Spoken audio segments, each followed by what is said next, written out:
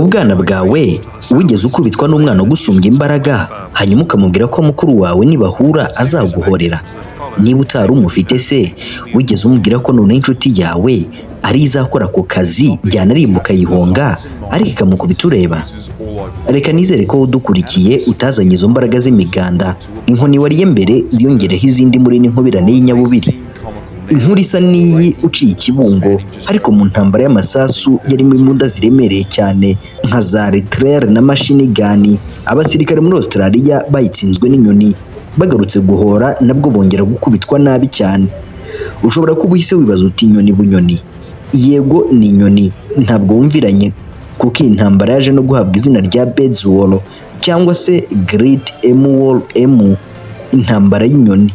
Iri jambo emu ni izina ry'ubwoko bw'inyoni zarwanya umuhenerezo zihanganye n'abitwaje ibirwanisho zikabakura ku izima.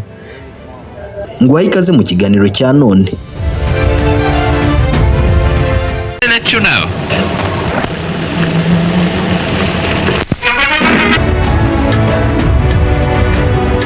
Ubu ni ubutumwa abari barongoye ingabo bazihaga ngo bajye ku rugamba rwo kujya guhashya inyoni, gusa ntibari bazi ko bisa nko kwikirigita ugaseka.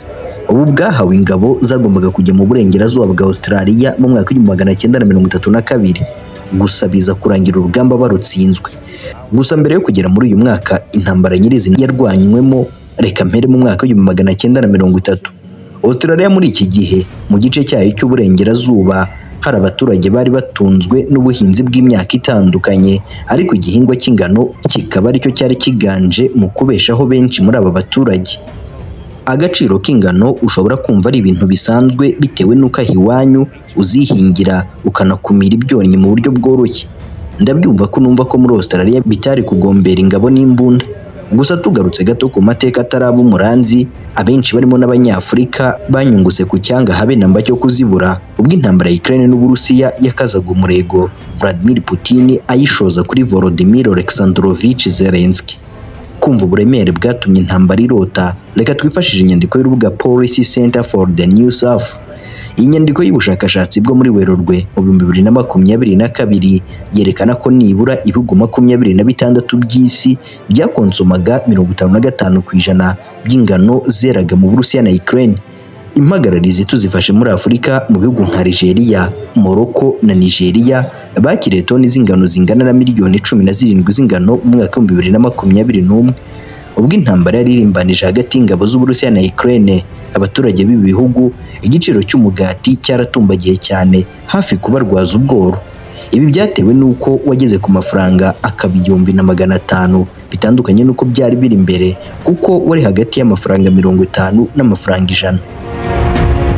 Ibi nibyo leta ya Australia yirindaga, ifata umwanzuro wo guhangana n'inyoni zo mu bwoko bwa emu.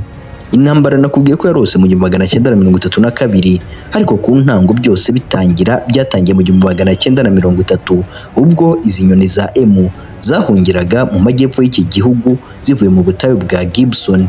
Ubutayu buri ku buso bwa metero kare 155. Ubu butayu abahanga mu gupima iby'ikirere n'imvura berekana ko imvura yaho ibiri munsi ya milimetero 250 mu gihe kingana n'umwaka. Kubura ibyo zirya mu mashyamba yari kuri ubu buso byatumye zitangira guhiga aho zabona ubutaka buriho ibimera bitoshye, maze ziza gutunguka mu burengerazuba mu karere ka Champion gafatwa nk'umukandara w'ingano zera muri Australia yose. Izi nyoni zari zinjiye muri paradizo, gusa abahinzi na leta bo ngo muri aka gace kuko amateka yerekana ko mu 1920 aribwo abaturage bamenye ko ku nkombe z'ikiyaga cy'Inzobe cyangwa Lake Brown hari ifumbire itaragomberaga gukoresha y'amatungo. Ibi byose byagizwe muri na John Septimus Lowe mu mwaka wa 1836. Mu 1925, mbere y'imyaka 5 kwimuka ry'inyoni za emu ziva mu butayu ziza gusenya ibyagezweho, nibwo hahawe izina rya Champion na Sir William Champion wari guverineri w'uburengerazuba bwa Australia. Izi nyoni zinjiye muri Champion maze zitangira kuzengereza abahinzi, bakarwana no kuzitega amarozi, ariko kuzihamya mu cyico bikananirana. Babonye kuzitegura zibatazabivamo, bigiriye inama yo kubaka inzitiro zikomeye ariko nazo zigasenywa mu buryo busa no gutonora umwumbati. Iyi nyoni wumva yakoraga ibi byose si yo mu bwoko bw'ifundi, inuma, ibirigoryo cyangwa ibishwi. Iyi ni inyoni nibura into muri zo ishobora gupima metero 1 na santimetero 50, nubwo bidakunda kubaho ariko hari n'izigeza kuri metero 2. Ku kijyanye n'uburemere usanga izi nyoni zipima hagati y'ibiro 18 n'ibiro 60. Iyi ngano yazo niyo ituma zibarizwa mu nyoni, ariko zikaba zidashobora kuguruka nk'ibindi bigendajuru byose. Zatangiye kwinjira mu karere ka Champion mu 1930, ku buryo mu mwaka wa 1932 mu ntambara nyirizina zari zimaze kugera ku zisaga 20,000. Aha hari hashize imyaka igera kuri 14 intambara ya kabiri y'isi yose irangiye. Dutangira twatangiranye n'ijwi ry'umwe mu bakomanda bahaga ingabo amabwiriza. Aya mabwiriza yahabwaga ingabo zari zifite imbunda, gusa zari ziganjemo izari mu kiruhuko cy'izabukuru, kuko inyinshi muri zo zari zararwanye intambara y'isi hagati y'1914 kugeza 1918. Bari bubashywe cyane kuko Australia yari ku ruhande rw'ikiswe Allied Powers, icyatsinze intambara bahanganyemo na Central Powers mu 1918 mu ntambara ya mbere y'isi yose. Mu kwezi k'Ukwakira mu 1932 hateguwe imyitozo, abibagiwe gukoresha imbunda bariyibutsa, maze kuwa 2 Ugushyingo berekeza inzira y'urugamba. Uwari minisitiri w'ingabo icyo gihe Sir George Pearce byose niwe wari ubiri nyuma y'amarira y'abahinzi. Majoro Guy Pavs Wayne Aubrey Meredith niwe wari uyoboye urugamba rwo kurasa inyoni zitari bumusubize, maze Royal Australian Artillery RAA, igisirikare cy'igihugu cya Australia, gisigara kimufitiye icyizere. Royal Australian Artillery ituruka ku ihuzwa ry'imitwe y'ingabo yasagaga 6 kuva mu 1788 kugera mu 1870, ubwo izari koloni za Australia zibumbiraga hamwe.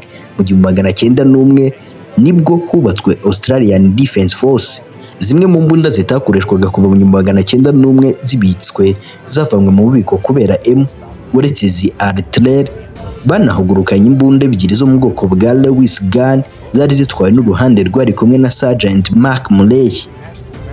Igeragezwa ry'igitero cya mbere nicyo kuwa 2 Ugushyingo i Champion, aho batangiriye ku nyoni 50. Inyoni zaje kumenya ko ishyamba atari ryeru, maze ziruka zihunga umugenda, nabo bazirasuko, ariko bataha nta muhigo. Barabanje bazitega imitego ibizwe nka ambushi, gusa bitewe n'umuvuduko zagenderagaho nta mundi yabashije kuzirasa. Bongeye kugerageza kwigira imbere, hari izabaye ibitambo zigwa mu gitero, izigera kuri 12 zihasiga gatwe. Kuwa 4 Meredith yahisemo kwimurira ambushi hafi y'idame y'amazi, aha bari bitegeye nibura inyoni zisaga 1000, kugeza ubwo bari bamaze kumenya neza ko nibarasa nta nimwe bacika. Ibi barabikoze, ariko ntibamenye ko inyoni zari hafi ya dame y'amazi nazo zamenye ko zihigishwa uruhindu, batangira kuzitega ambushi, ariko bategereza ko ari isohoka baraheba. Inyoni zari zamaze guhunga iyo dame isigara igoswemo inyoni baringa. Ku munsi wakurikiyeho nabwo batahiye aho, Meredith ahitamo kugana mu majyepfo cyane y'agace yari arimo. Kwa 8 Ugushyingo mu 1932 habarurwaga amasasu angana n'ibihumbi 2500 yakoreshejwe. Inkuru nyinshi kuri iki gitero usanga zisa n'izibusanya ku mibare ya zishwe, gusa icyo zihuriraho nuko zari nke cyane, kandi no mu gihe bazirasaga zarakomezaga kona. Inyandiko zimwe zigaragaza inyoni 50, izindi zikagaragaza 200 ndetse hari n'izigaragaza 500. Urugamba rwararaniranye, abasirikare basubira inyuma, nazo zikomeza kurya ingano. Abahinzi babonye abasirikare basubiye inyuma, bongeye kuba benshi ku biro by'ubuyobozi basaba ubundi bufasha. Mu kanya bari byinshi cyane. Kuwa 12 Ugushyingo igitero cya kabiri cyarimo gitegurwa, gusa si byagombaga gukorwa gutyo gusa, kuko byanasabye minisitiri w'ingabo kujya gusobanura impamvu agomba guhabwa izindi mbaraga zisumbuye kuzo yari afite imbere y'abasenateri. Uyu mugabo yahawe ibyo yasabaga, ariko ntibyabasha kugenda nk'uko bari babyiteze. Nanone binjiye ku rugamba kwa 13 Ugushyingo mu 1932, bikanze ko bashobora kuzatsinda urugamba bitewe n'uko bahise bica inyoni zigera kuri 40 icyarimwe. Kwishimira ibi byari bifite ishingiro, kuko mu igeragezwa rya mbere twabonye ko hari n'inyandiko zigaragaza ko bishe inyoni 50 zonyine kugeza ubwo bagiye gutegura urugamba bundi bushya. Kuwa 15 icyizere cyongeye kuzamuka, kugera kwa 2 Ukuboza, aho bari bamaze kwica izibarirwa mu magana nibura 100 zapfaga buri cyumweru. Merodith yaje guhamagazwa kugira ngo asobanure urugamba rwo guhangana n'inyoni zitaryana ariko zirira imyaka abaturage rugeze. Muri raporo yo kuwa 10 Ukuboza mu 1932 yavuze ko izigera kuri 986 zarashwe zahuranyijwe, hanyuma izindi zibarirwa mu 2500 zikaba zararashwe zikicwa n'ibikomere by'amasasu y'imbunda zari zarakubwe hafi kabiri ugeranije na mbere. Iyi ntambara leta ibonye idashobora kuzanisha izi nyoni, bahisemo kuvirira burundu. Aha habarwaga inyoni zikabakabiye mu 3000 zishwe, kandi zose hamwe zarasagaga 20,000. Zari nke cyane ugeranije nuko byatangiye mbere no ku nshuro ya kabiri ndetse n'ingamba bari bafite.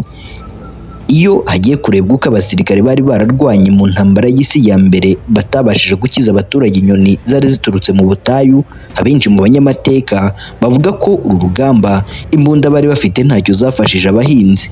Aba banakoresheje uburozi na mbere, ariko nabwo zarapfaga, ariko zigapfa ku muvuduko utari kuzibuza gukomeza kubaho no kororoka nko mu gihe cyo kuzimisha amasasu. Kuwa 23 Kanama mu 1935 intambara abasirikare bamaze imyaka 3 bayitsinzwe. Mu kinyamakuru Cour Gardier Minere cyo muri Australia banditse inkuru yabo bayiha umutwe ugira uti Backyard Battlefields, hanyuma ivugururwa mu 2023 kuwa 7 Ugushyingo. Iyi nkuru yanditswe na James Derero yagarutse ku mateka y'urugamba batsindwa basubiramo, ukwihagararo kw'inyoni zari zirukanwe mu butayu n'inzara zikaza kwisanga muri paradizo ziguye ku ngano. Uyu mwanditsi anitsa cyane ku gutsindwa kw'ingabo. Muri iyi nkuru avuga ko mu 1934 inyoni zari zaramaze kuba nyinshi ku rwego rw'uko aho zajyaga hose abahinzi byari bigoye ko bakomeza kubaho, bamwe baranahisemo gusuhuka. Gusuhuka kwabo kwatewe nuko bongeye gusaba leta kongera guhagurukana za mashini gani, ariko bakabwira ko ibyo bidashoboka. Ibi byari bije bikurikira ibyanyuze mu matora ya referendum. Ibyanyuze mu matora ya referendum yo mu 1933, ubwo nabwo abaturage muri iki gice cy'uburengerazuba bwa Australia basabaga leta ko bakurwa bakimurwa, byanarimba kikaba cyaba icyanya cy'izo nyoni. 66.23% byatoreye kuhava, gusa leta niyo yari ifite inyundo yo gutera umusumari wa nyuma. Amatora yarabaye, ariko babwirwa ko babona nta shingiro ryo kwimura abantu. Ibyo akaba ari byo byagejeje ku isuhuka mu 1934. Mu mwaka wa 1945 inyoni zari hafi kwikuba kabiri ugereranije n'umwaduko wazo zihunga inzara yo mu butayu. Icyabayeho, leta bimwe yari yanze abaturage bayisaba ku nshuro ya 3 babyikoresheje nta busabe. Byasabye imyaka 15 bubuye indi ntambara bicamo inyoni 28,000. Izi zapfuye hagati y'u 1945 kugera mu 1960, imyaka 15 yose. Ibi byasize ubukene budasanzwe kuko yaba zangano ntizari zigihagije, kandi dutangira twabonye agaciro kazo icyo gihe na magingo naye. Abasirikare wagiranye n'abacancuro iyi ntambara bayirwanye ku ideni, imiryango yabo kwibonera umwanya bidashoboka. Mu buryo faranga byari ibibazo bikomeye cyane.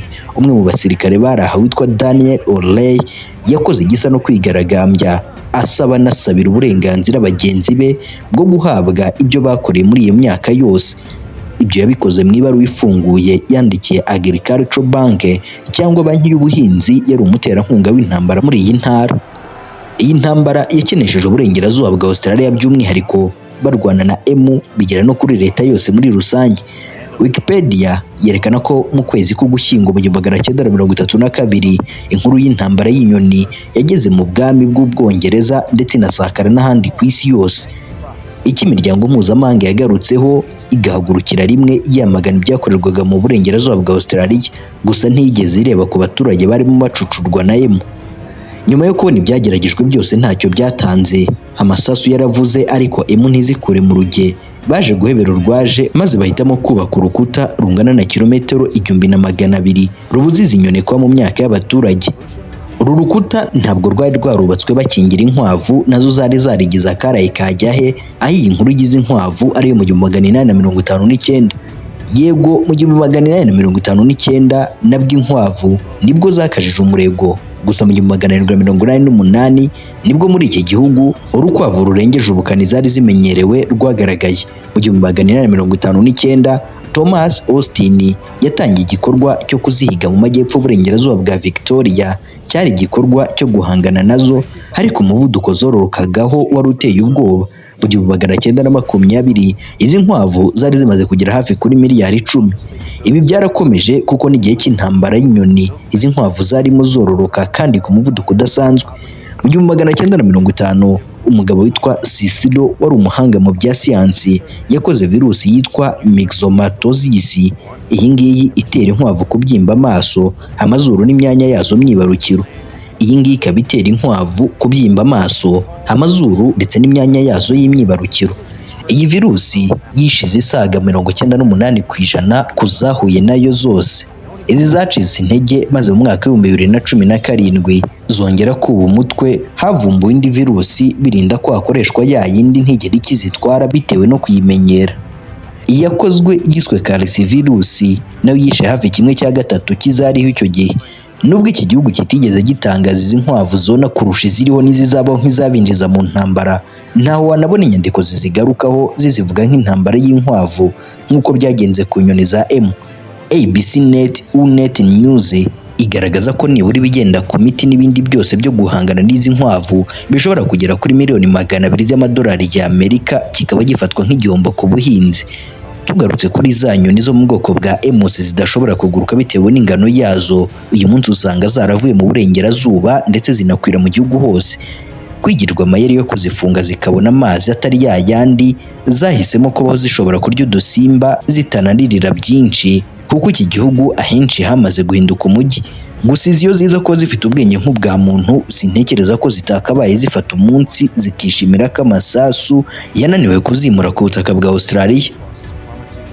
Ni naha dusoreje. Icyo tubasaba ni ugukanda subscribe, like, share na comment. Mugire ibihe byiza, Imana ibarinde muri byose.